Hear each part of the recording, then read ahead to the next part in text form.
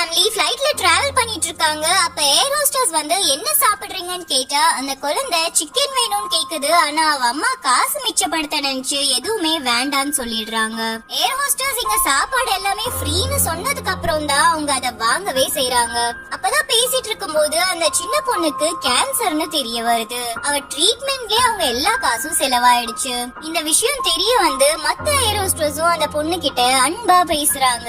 அப்பதான் அந்த பொண்ணு பைலட் பிளேன் ஓட்டுறத பாக்கணும்னு அவளுக்கு ரொம்ப நாளா ஆசைன்னு சொல்றா. அன்னைக்கு அந்த பொண்ணோட பர்த்டே வேறங்கிறதால பைலட் கிட்ட சொன்னதும் அந்த பொண்ணோட கதையை கேட்டு மனசுருகி அவரும் பெர்மிஷன் கொடுத்துறாரு. காக்பிட்ல போன பொண்ணு பைலட்ஸ் கிட்ட பேசிக்கிட்டே சந்தோஷமா ஆசை தீர பார்த்து ரசிச்சிட்டு வரா. அதுக்குள்ள பிளைட்ல இருந்தவங்களுக்கு இந்த பொண்ணு பத்தி தெரிஞ்சு அவ வந்ததும் எல்லாரும் சேர்ந்து பர்த்டே விஷ் பண்றாங்க.